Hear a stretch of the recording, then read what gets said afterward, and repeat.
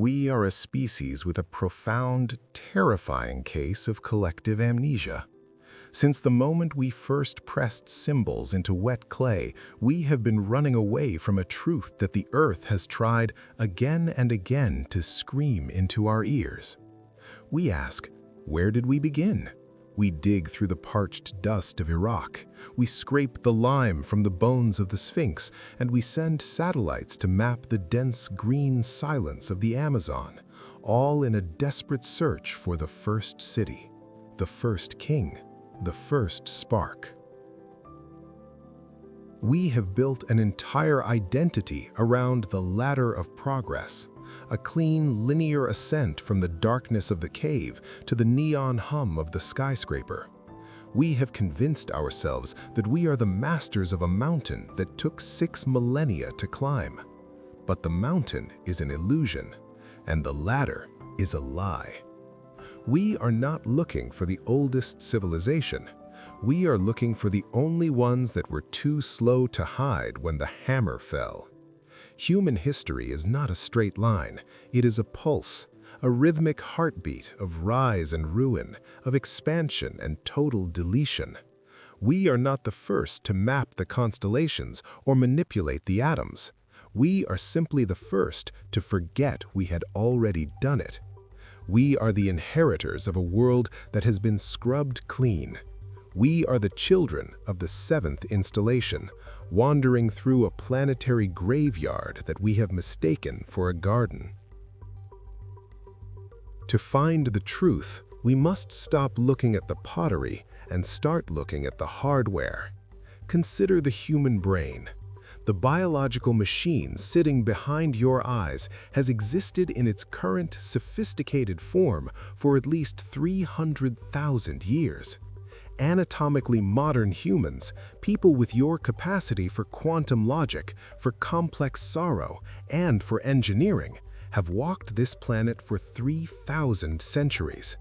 Yet the official narrative claims that for 98% of that time, we did nothing. It suggests that a creature with the brain power to build a starship sat in the mud for 294,000 years, chipping stones and staring blankly at the moon, waiting for a revolution that would only come 6,000 years ago. This is the great anthropological insult. It is a logical impossibility. Evolution does not build a high-performance supercomputer and then leave it disconnected for an eternity. Intelligence is not passive, it is an infection. It seeks to mold the world in its own image. The silence of those 300,000 years is not an absence of civilization, it is an absence of data. It is the sterile, quiet white noise of a hard drive that has been reformatted by a violent sun and a shifting crust. We suffer from the durability bias. We assume because we see no steel towers from 100,000 years ago, they never existed. But this assumes that every civilization is as arrogant and as clumsy as ours. We build with concrete and plastic, believing our legacy is permanent. In reality, we are building with paper. Concrete has a terminal lifespan of 4 centuries. Steel reverts to iron oxide and vanishes into the soil in less than 5,000 years. Even our glass, our most stable artifact, will be ground into microscopic silica sand within a fraction of a geological epoch. If a city as grand as London or Tokyo were abandoned tonight, within 15,000 years, a mere blink on the human timeline, there would be nothing left but a strange, thin stripe of chemical sediment in the rock, a chemical scar of lead, plastic hydrocarbons, and rare earth isotopes. We are looking for stone ruins, but the previous masters may have outgrown the need for stone. They may have built with acoustics, with bioluminescence, or with frequency-driven polymers that were designed to dissolve back into the carbon cycle once their purpose was served. The absence of a ruin is not proof of the absence of a mind. It is proof of a superior architecture that understood the cost of a footprint. The Earth is not a static observer of our history, it is an erasure machine. Our planet resurfaces itself with cold industrial efficiency. We inhabit only the thinnest, uppermost skin of the crust.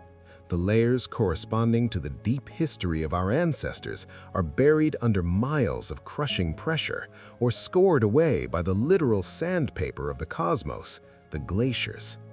During the recurrent ice ages, ice sheets 2 miles high moved across the continents. They were not merely frozen water, they were tectonic grinders. They pulverized mountains. They turned entire cities into dust and washed the remains into the deep-sea trenches.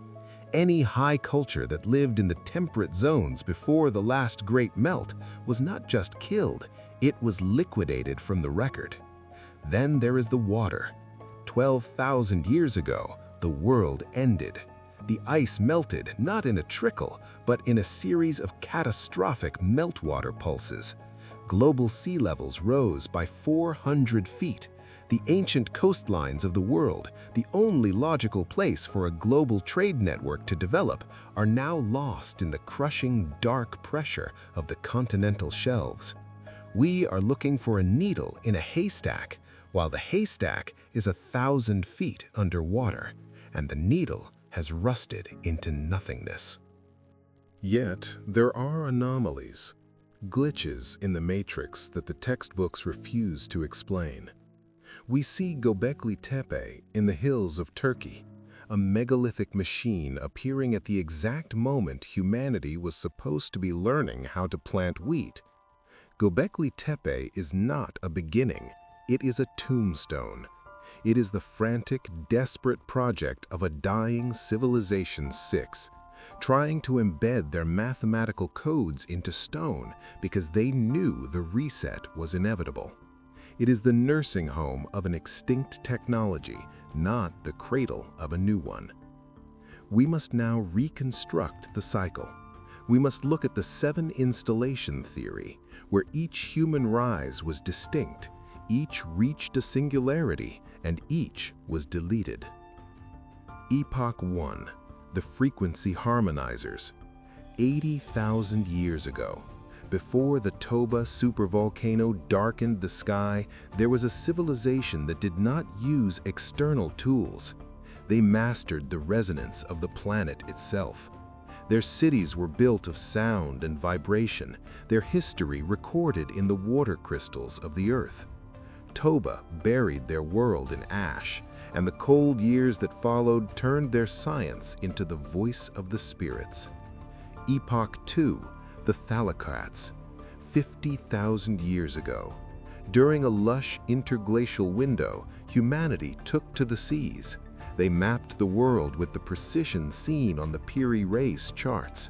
They established a global information exchange using the currents. They didn't build skyscrapers, they built empires of trade. When the ice returned and the seas retreated, their ports were left high and dry, eventually eroding into the dunes we call the Great Deserts. Epoch 3, the Subterranean Refugium. 35,000 years ago. As the Great Freeze deepened, humanity went into the stone. They mastered geothermal engineering and high-order chemistry. They created artificial light and self-sustaining ecosystems deep within the crust. We find their echoes in the impossible tunnels of Derinkuyu and the unexplained thermal anomalies beneath the Andes. They were eventually crushed as the crust shifted under the weight of the encroaching ice. Epoch 4, the Biological Architects. 25,000 years ago. A culture that viewed stone as plastic. They are the ones who created the polygonal walls that mock our modern engineers. They manipulated the DNA of the plants we eat today, the corn, the wheat, the rice, transmitting a nutritional code that should have taken millions of years to evolve. They were the shapers of life. They were erased by a magnetic pole shift that scrambled the atmosphere and burned their gardens with radiation. Epoch 5, the Crystalline Sovereignty. 18,000 years ago. They mastered the logic of the lattice. Their technology was based on light and silicon, the ancestors of our own computers, but fueled by the Earth's natural magnetic grid. They were global. They were reaching for the atmosphere. They were destroyed by the Younger Dryas impact, a cometary bombardment that turned the sky into a furnace and set the world's forests on fire. Epoch 6, the Unified Traders, 12,000 years ago. The immediate precursors, the source of the Atlantis memory, a global high-tech society trying to salvage the ruins of Civilization 5. They were masters of logistics and engineering, the core ziggurats and the Giza complex. They believed their math would make them immortal. They were washed away by the Great Deluge, the final melt of the ice, leaving only broken survivors clinging to the high mountain peaks, holding fragments of blueprints they no longer understood. And finally, Epoch 7. Us, the amnesiacs. We appeared in the graveyard of the 6th. We walked into the ruins, found the pyramids, and claimed we built them. We found the modified grains and claimed we domesticated them. We found the mathematics and claimed we discovered it. We are scavengers living in the attic of a dead giant, tricking ourselves into believing we are the geniuses who built the house. We look at the impossible precision of the ancient stone vases and say they must have had copper chisels. We say this because the alternative is too terrifying, that they were better than us, smarter than us, and more powerful than us, and they still died.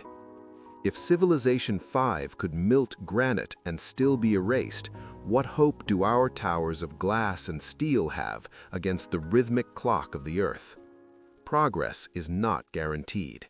History is not a timeline. It is a recurring dream.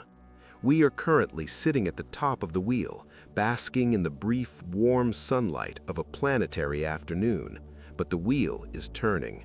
The cycles of the sun, the ice, and the magnetic fields are rhythmic, predictable, and, most chillingly, they are due.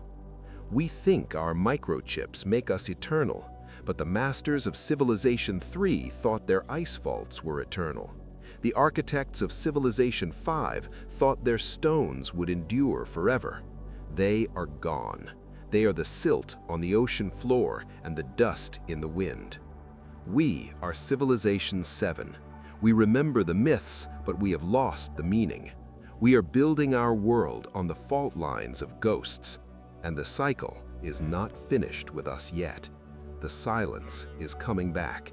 The question is not if we will fall, but whether Civilization 8 will even find our names in the mud.